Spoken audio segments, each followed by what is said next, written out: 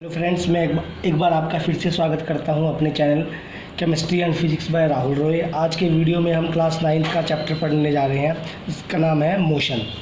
ये जो चैप्टर है बच्चे क्लास +1 का भी बेस है, तो ध्यान से इस चैप्टर को आप पढ़िएगा।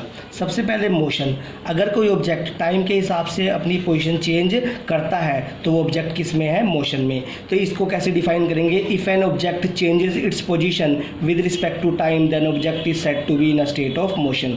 For example, a moving fan, a moving bus, a moving car ये सबके कोई भी चीज़ जो मूवमेंट करती है वो किस में होती है? मोशन में।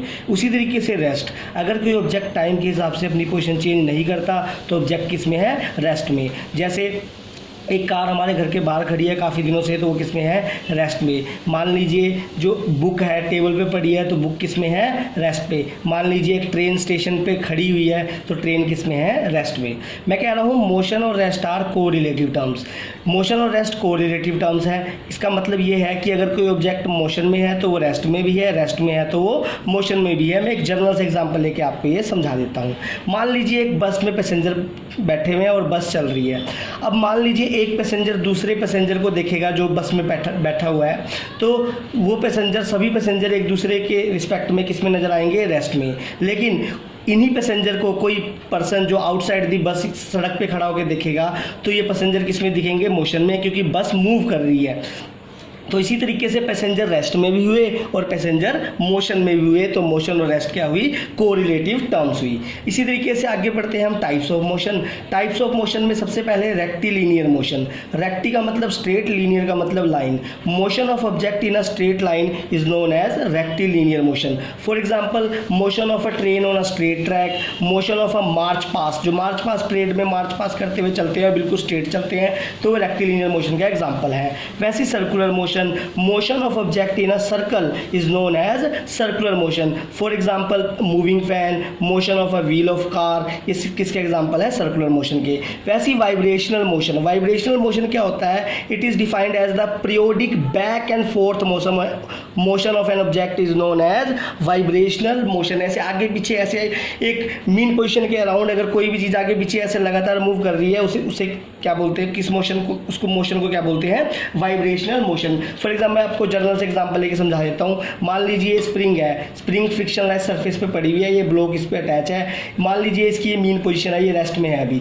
इस पे हम फोर्स लगाते हैं स्प्रिंग पे और स्प्रिंग को क्या करते हैं? स्ट्रेच। जब ये फोर्स लगा के हम इधर की तरफ फोर्स लगा के स्प्रिंग को स्ट्रेच किया तो जैसे ही हम फोर्स को रिलीज करेंगे तो ये जो ब्लॉक है, जैसे ये फ्रिक्शनलेस सरफेस है, जैसे मैंने बताया, ये जो ब्लॉक है ये मीन पोजीशन के अराउंड ऐसे टू एंड फ्रो आगे पीछे मूव करने लग जाएगा, तो इस मोशन को क्या बोलेंगे? Vibrational motion.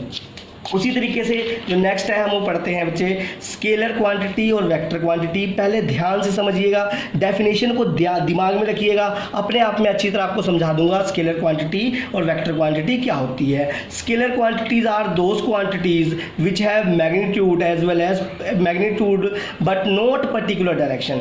स्केलर क्वांटिटी वो क्वांटिटी होती है जिसके पास मैग्नीट्यूड तो होता है लेकिन पर्टिकुलर डायरेक्शन नहीं होती। अब मैग्नीट्यूड का मतलब आप क्या समझेंगे? Any measurable thing have magnitude. कोई भी जो चीज़ नापी जा सके उसका क्या हो सकता है? मैग्नीट्यूड। मान लीजिए कोई आदमी 10 किलोमीटर चला तो उस टाइम उसका मैग्नीट्यूड क्या हुआ? 10 किलोमीटर। मान लीजिए किसी पर्सन ने 10 किलो सामान उठाया तो उस टाइम उसका मैग्नीट्यूड क्या हुआ? 10 किलो। तो किसी भी मेजरेबल थिंग के पास जो भी चीज़ जिसको नापा जा सके उसके पास उसका क्या हम ले सकते हैं? मैग्नीट्यूड ले सकते हैं। वैसे ही vector quantity, vector quantity are those quantity which have magnitude as well as particular direction. Vector quantity वो क्वांटिटी है जिसके पास मैग्नीट्यूड भी है और पर्टिकुलर डायरेक्शन भी है। तो वेक्टर क्वांटिटी के एग्जाम्पल है बच्चे डिस्प्लेसमेंट, वेलोसिटी, एक्सेलरेशन एटसेट्रा। वैसे स्केलर क्वांटिटी के एग्जाम्पल है डिस्टेंस, स्पीड, वर्क और करंट। तो याद रखिएगा, स्केलर क्वांटिटी वो क्वांटिटी जिसके पास मैग्नीट्यूड तो है लेकिन पर्टिकुलर डायरेक्शन नहीं है, और वेक्टर क्वांटिटी वो क्वांटिटी जिसके पास मैग्नीट्यूड भी है as well as particular direction भी है। ये बड़े आसान से आपको समझ आ जाएगा, घबराइएगा मत डेफिनेशन सुन के। अभी आपको मैं समझा देता हूँ स्केलर क्वांटिटी क्या होती है और वेक्टर क्वांटिटी क्या होती है।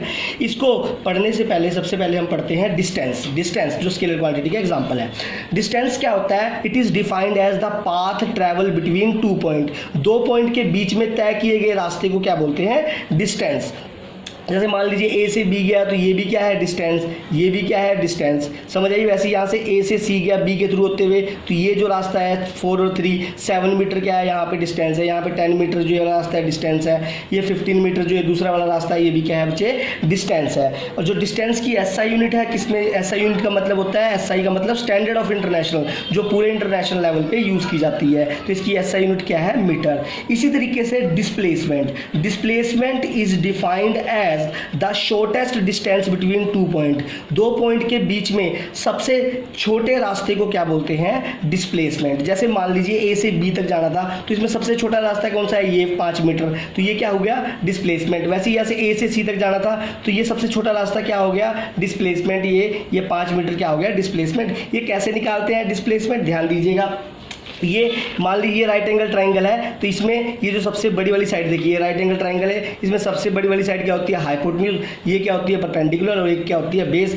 तो पाइथागोरस थ्योरम के हिसाब से हाइपोटेन्यूज का स्क्वायर बराबर होता है परपेंडिकुलर का स्क्वायर प्लस बेस का स्क्वायर। तो यहाँ पे हाइपोटेन्यूज क्या है AC का स्क्वायर, यहाँ पे परपेंडिकुलर क्या है AB का स्क्वायर प्लस बेस क्या है BC का स्क्वायर। वही यहाँ पे आपको P दे रखा है 7, B दे रखा है 12, ये वैल्यू पुट करके AC यहाँ पे क्या आ गया 13। तो इसी तरीके से हम पाइथागोरस थ्योरम से जब राइट एंगल ट्राइंगल होगा, अगर हाइपोटेन्यूज निकालने के लिए बोला होगा यानी डिस्प्लेसमेंट निकालने के लिए बोला होगा किसी क्वेश्चन में, तो इस तरीके से हम निकाल देंगे। यहाँ पे ऐसे डिस्प्लेसमेंट क्या आया 5, पाइथागोरस थ्योरम लगा के यहाँ पे मैंने सोल्व किया हुआ है, तो यहाँ पे डिस्प्लेसमेंट क्या हो गया 5। अब देखेंगे बच्चे ध्यान देंगे, जैसे मैंने बताया था स्केलर क्वांटिटी वो क्वांटिटी, अब देखो जिसके पास मैग्नीट्यूड लेकिन पर्टिकुलर डायरेक्शन नहीं है। देखो इस केस में देखो पहला और सेकंड क्या है डिस्टेंस, तो डिस्टेंस क्या है स्केलर क्वांटिटी है। क्यों है स्केलर क्वांटिटी, क्योंकि देखो इसका मैग्नीट्यूड तो है देखो 10 मीटर, लेकिन कोई एक पर्टिकुलर डायरेक्शन है, कोई एक डायरेक्शन नहीं है। देखो कैसे कितनी डायरेक्शन है इसकी। वैसे ही जब ये सेकंड वाला रास्ता है इसमें भी मैग्नीट्यूड तो है लेकिन कोई पर्टिकुलर डायरेक्शन नहीं है। इसमें इस वाले में भी देखो जब डिस्टेंस क्या है, जो पहले वाला रास्ता जो A से B गया B से C गया, जब A से B से C गया तो ये 2 डायरेक्शन में गया, एक पहला डायरेक्शन और ये दूसरी डायरेक्शन, कोई एक पर्टिकुलर डायरेक्शन में नहीं गया, लेकिन इसका मैग्नीट्यूड क्या है 4 और 3 7 मीटर इसका भी मैग्नीट्यूड है, तो ये डिस्टेंस है, तो ये स्केलर क्वांटिटी हो गया। वैसे डिस्प्लेसमेंट देखो, डिस्प्लेसमेंट और वेक्टर क्वांटिटी क्या होती थी, इसका मैग्नीट्यूड भी होता था और पर्टिकुलर डायरेक्शन भी होती थी। तो जब A से B गया बिल्कुल देखो स्ट्रेट गया यहाँ पे, तो यहाँ पे एक पर्टिकुलर डायरेक्शन भी है और मैग्नीट्यूड भी है, तो ये डिस्प्लेसमेंट भी है और क्या है वेक्टर क्वांटिटी।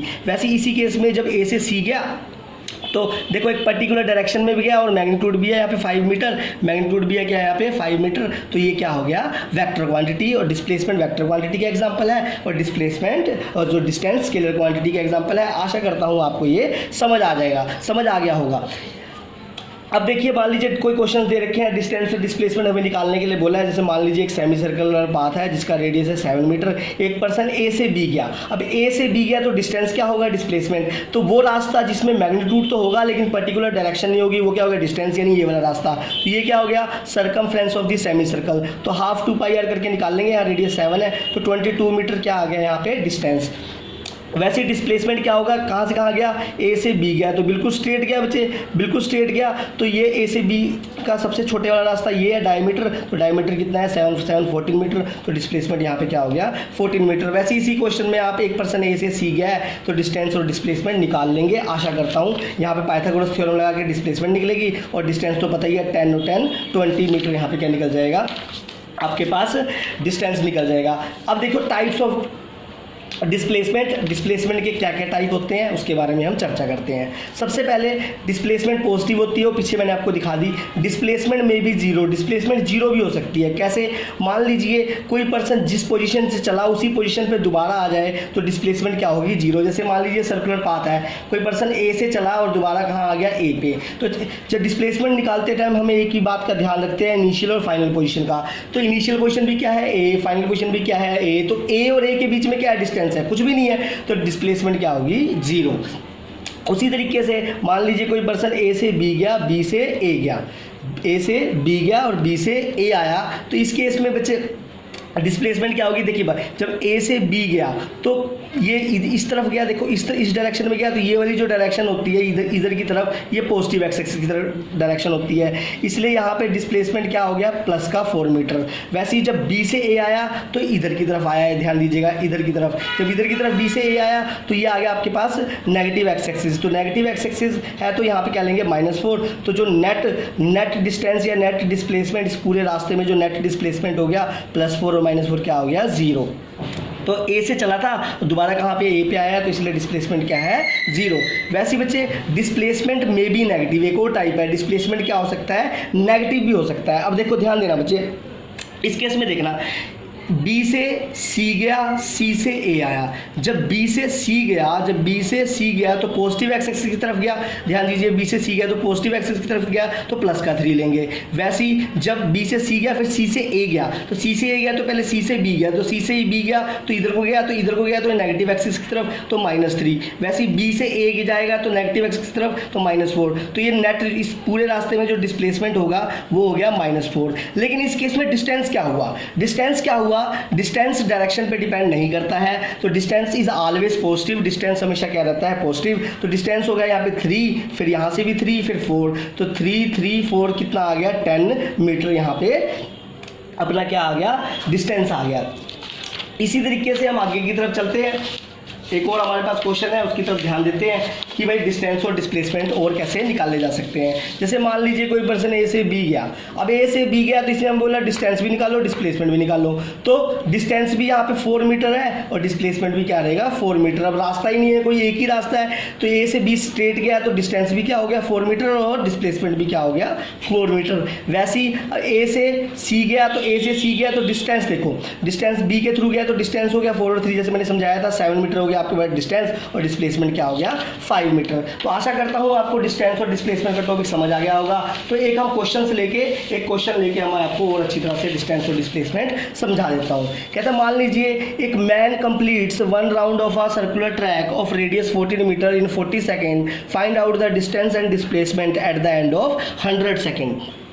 तो क्या हुआ कि भाई मान लीजिए एक पर्सन है, एक आदमी है, एक जो सर्कुलर ट्रैक है जिसका रेडियस 14 मीटर है, उस पूरे ट्रैक को कंप्लीट करने, पूरे एक राउंड को कंप्लीट करने के लिए 40 सेकंड लगाता है।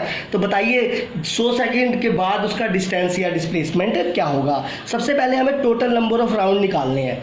सबसे पहले क्या करने हैं, टोटल नंबर ऑफ राउंड। तो हमें पता है इन 40 सेकंड्स, जैसे क्वेश्चन में दिया हुआ है अकॉर्डिंग टू क्वेश्चन, 40 सेकंड में पर्सन कितने राउंड कंप्लीट कर रहा है, 1। तो 1 सेकंड में कितने राउंड कंप्लीट करेगा, 1/40। तो 100 दे रखा है यहाँ पे, तो 100 सेकंड में कितने राउंड कंप्लीट करेगा, 100 से मल्टीप्लाई कर देंगे। तो यहाँ पे जो सोल्व करेंगे, जहाँ पे सोल्व करके यहाँ पे आपके पास आएगा बच्चे 2.5 राउंड आएगा। कितने राउंड, 2.5 राउंड कंप्लीट करेगा 100 सेकंड में। तो अब 2.5 राउंड में पहले डिस्टेंस निकालेंगे और डिस्प्लेसमेंट। तो पहले हम डिस्टेंस निकालते हैं। तो पहला राउंड, 1 राउंड, 2 राउंड और हाफ राउंड, यानी 2.5 राउंड में टोटल डिस्टेंस क्या ट्रैवल किया है। तो सबसे पहले हमें 1 राउंड में क्या डिस्टेंस ट्रैवल किया वो निकालेंगे। तो 1 राउंड में क्या डिस्टेंस होगा, तो डिस्टेंस ट्रैवल इन 1 राउंड, तो circumference of the circle 2πr formula लगा के यहाँ पे आपके पास जैसे हो जाएगा 7 7 2 14, 22 जा 44, 44 2 जा 88 मीटर यहाँ पे आ गया डिस्टेंस ट्रैवल इन 1 राउंड।